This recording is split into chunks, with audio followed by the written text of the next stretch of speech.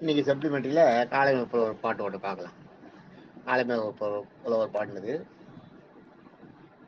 சொல்கிறேன் பாருங்க. தாண்டி ஒருத்தி தலையின் மேல் ஏறாளோ, பூண்ட செருப்பால் ஒருவன் போடானோ, மீண்டொருவன் வையானோ, வில்முறிய மாட்டானோ, தென்புலியூர் ஐயா ஏழையானால் அப்படின்றதாக அது பாட்டு.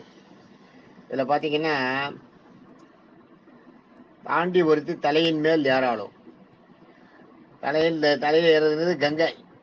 கங்கை வந்து மேலே வெண்ணுலகில் இருந்து கங்கையை தரைக்கி இறக்கி பகீரதனோட தவத்துக்கு வச்சு கங்கையை தரைக்கி பகீரதன் கொண்டு வர சொல்லி கேட்கிறார். பகீரதன் என்னன்னா, அவருடைய மூதாதையர்கள் வந்து எல்லாம் சாபத்தினால மோட்சம் அடையாம அப்படியே இருக்காங்க. அவங்க மோட்சம் அடையணும்னா அவங்களுக்கு வந்து கங்கையோட நீர் பாயணும். கங்கை நீட்டில் இப்போ அவங்களோட அந்த அந்த இதெல்லாம் இருக்கு, அஸ்தி எல்லாம், அதெல்லாம் கங்கை நீர் பட்டாதான் புனிதம் அடையும். அப்பதான் அவங்க மோட்சம் அடைய முடியும். அதனால இவரோட கங்கை பகீரதன் வழியில் வந்தவங்க எத்தனையோ தலைமுறை மூதாதையர்கள் அப்படியே வெயிட்டிங்ல இருக்காங்க, போகாம மோட்சத்துக்கு போக முடியாத சாபத்தினால. அதுக்கு கங்கை வேணும். அதுக்காக பகீரதன் வந்து கங்கையை வேண்டி ஈஸ்வரன் நோக்கி தவங்க இருந்தான். தவறுக்கான், கங்கை எனக்கு வரணும், எனக்கு வந்து என் மூதாதையர்களை நான் வந்து அவங்கள வந்து அவன் மோட்சத்துக்கு அனுப்பணும் அப்படின்னு. அதாவது கங்கையில அந்த தவம் இருந்து வந்து கால் விரலால இருந்தானா, கட்ட வரலால ஒரு காலை தூக்கி இன்னொரு கால் மேல வச்சுட்டு கட்ட வரல மட்டும். அதுதான் பகீரத பிரயத்தனம்வாங்க. பகீரதன் மாதிரி முயற்சி எடுக்குது. பிரயத்தனன்றது முயற்சி எடுக்குது. அவ்வளவு பெரிய முயற்சி எடுத்து அது மாதிரி எத்தனையோ காலங்கள் அந்த மாதிரி நின்னாலும் நின்ன உடனே ஈஸ்வரன் வந்து கடவுளை ஈஸ்வரன் வந்து நேரா வந்து காட்சி அளிச்சு, உனக்கு என்ன வேணும்னு, எனக்கு கங்கை வேணும் அப்படின்ட்டான். உடனே சரி கங்கை வருவா, கங்கை நான் வந்து உன்னோட இது பண்ணி உன்னோட மூதாதையர்களுக்கெல்லாம் புனிதம் அடைய செய்ய வைக்கிறேன். அவங்க அஸ்தில எல்லாம் கங்கை ஏற்பட்டு புனிதம் அடைய வைக்கிறேன். அதனால கங்கை வந்து, அதனால தான் ஆகாச கங்கைன்னு பேர். ஆகாசத்துலேருந்து கங்கை வந்ததுனால தான் ஆகாச கங்கைன்னு பேர். அந்த கங்கையும் ஈஸ்வரன் வந்து கங்கையை வந்து கட்டளை இடுறாரு. நீ போய் உடனே பூமியில போய் பாஞ்சு பகீரதனோட அந்த இதை அவனுக்கு இது பண்ணி கொடு, அவனோட மூதாதைகளுக்கெல்லாம் மோட்சத்தை பண்ணி கொடு அப்படின்னாரு. கங்கைக்கு என்னன்னா, நம்ம எப்படியாப்பட்ட ஆளு, நம்மளை போய் இவர் வந்து பூமிக்கு போன்றாரு. சரி ஈஸ்வரன் சொல்றாரு, ஒன்றும் சொல்லவும் முடியாது. நம்மள பகீரதனும் அவன் தவா இருந்தானா அதுக்கு நம்மளா மாட்டோம், நம்மள போய் போதோட கங்கைக்கு ஒரு அகங்காரம். ரெண்டாவது நம்மளோட பவர் என்ன அப்படின்னு. உடனே வந்து சொல்றேன் அவன் ஈஸ்வரன், சரி நான் போறேன், நான் வந்து இங்க இருந்து விழுந்தேன்னா இந்த பூமி தாங்குமா அப்படின்னு கேக்குறேன். இவர்கிட்ட ஈஸ்வரன்கிட்ட கங்கை கேட்கிறேன், நான் விழுந்தேன்னா நான் பூமிக்கு போறேன், நான் இங்க இருந்து போய் விழுற வேகத்தை அந்த பூமி தாங்குமா, பூமி உடஞ்சிருச்சுன்னா என்ன பண்றது அப்படின்னு கேட்கிறேன். பூமி தூளாக உடஞ்சி போயிடுச்சுன்னா என்ன பண்றது. ஈஸ்வரன் பாக்குற ஞானதேசியில ஒரு கர்வத்தினால பேசுறாரு. உடனே அதனாலதான் என்ன பண்ற, ஈஸ்வரன் தன் தலையை காமிச்சு, என் தலை மேல விழு, பரவாயில்ல, நீ குதிக்கதே என் தலை மேல குதி, என் தலை மேல விழுந்து என் தலை மேல இருந்து எல்லாருக்கிட்டையும் ஒழிஞ்சு போகட்டும் அப்படின்னு விட 6 வாரமா ஈஸ்வரன் தலைமை. அதனாலதான் கங்கை முடிவே கொண்டோன்றமே. கங்கை வந்து தலையை தாங்கினோடனே அப்படியே சுருக்கிறாராம். விழுந்து அவ்வளவு பெரிய கங்கை, ஆகாச கங்கைய அப்படியே பிடிச்சிருவாராம். அப்படியே மென்ன பிடிக்கிற மாதிரி அவ்வளவு தண்ணியும் கொட்டுறதே வழிய கங்கையில இருந்து ஒரு சொட்டு கூட கீழே வரல, பிரவாகமா கீழே வரவே இல்லை. அப்படியே கங்கையை தந்து தலையிலேயே தாங்கி அவ்வளவு நீரும் அங்கேயே இருக்கு, தலைக்குள்ளேயே, ஈஸ்வரன் தலைக்குள்ளேயே. கங்கை பாக்குறான், தப்பு பண்ணிட்டோன்னு. அப்புறம் ஈஸ்வரன் கிட்ட வந்து மன்னிப்பு கேட்கறேன், தெரியாம நான் பண்ணிட்டேன் அப்படின்ட்டு. அதுக்கப்புறம் கங்கையை வந்து கொஞ்சம் ஈஸ்வரன் வந்து தன் உடம்புல இருந்து அதோட வேகத்தை தடிச்சு பணிவாக்கி அதை திறந்து விடுறேன். அதுதான் கோமுக்குன்னு இன்னைக்கும் கைலாயத்துல நம்ம பார்க்குறோம்.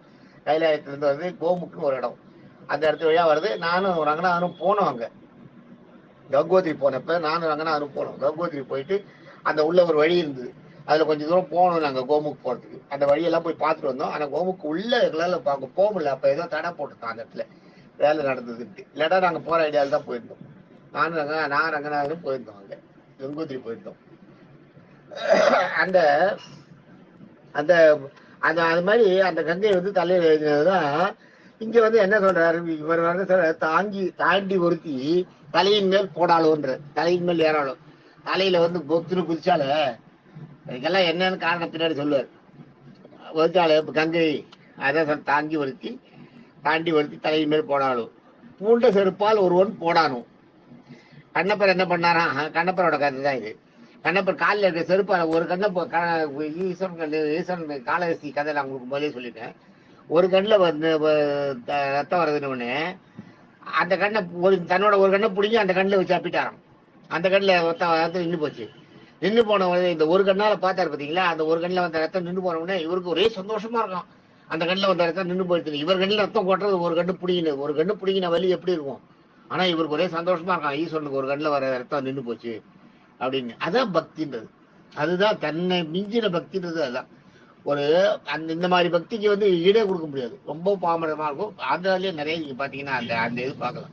திருப்பதி போனீங்கன்னா கோயிதா கோயிதா 7 கூட வாடான்னு சத்தம் போடுறாங்களே, அவங்க கிட்ட ஒன்றும் ஒரு சுத்தம் இருக்காது, ஒரு விகல்பம் இருக்காது.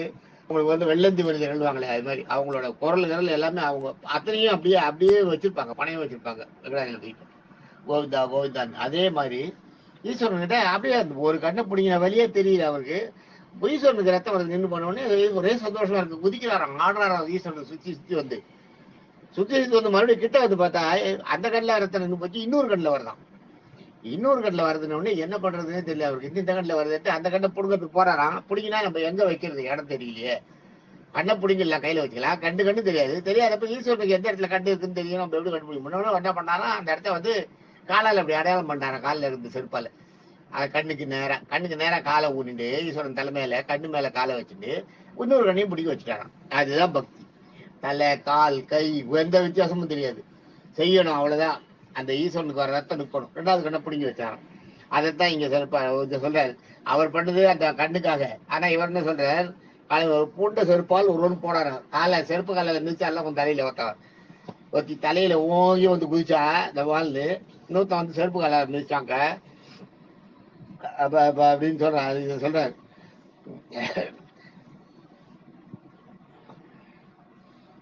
அது வந்து அடுத்து பாத்தீங்கன்னா மீண்டொருவன் வையானம்ன்றது வந்து அர்ஜுனனை திட்டாது கிருஷ்ணனை வந்து இவன் திட்டுறான்.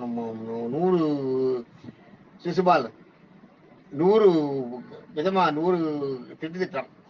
ரொம்ப நீ என்ன மனுஷனா, நீ இதுவாது அதெல்லாம் 100 பிழைகள் பொறுத்துட்டு அதுக்கப்புறம் தான் அவனை கொல்றாரு.